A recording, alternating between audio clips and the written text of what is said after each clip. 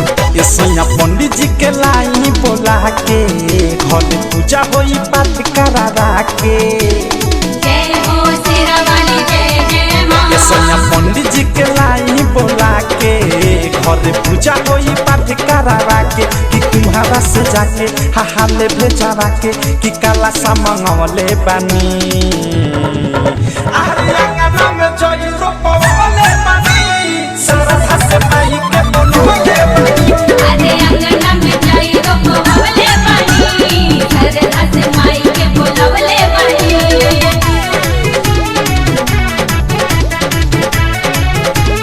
जय मां जय मां जय मां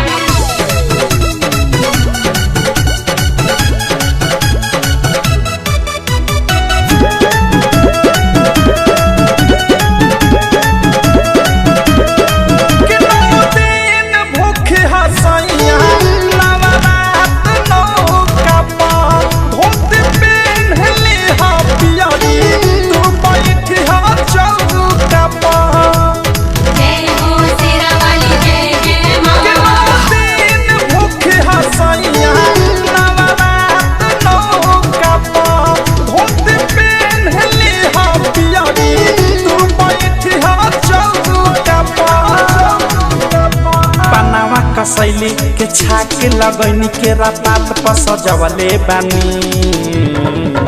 अरे अंगना में जई रोपवले बानी सारा से माई के बोलवे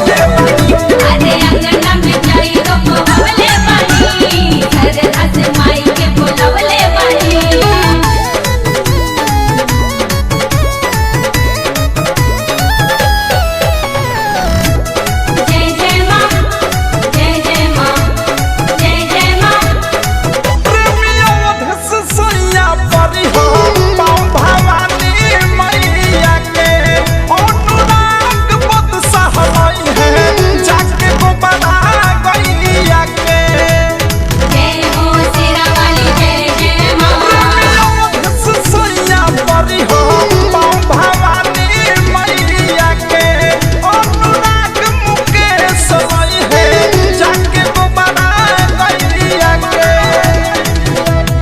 फुलावा जे चढ़े मलिनिया के घरे ऋतिक राज के भेजवले बानी अरे अंगना में जई रोपवले बानी सारा से माई के बोलवे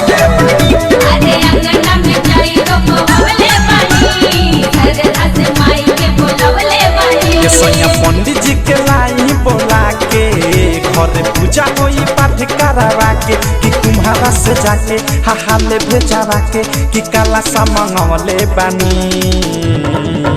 अरे अंगना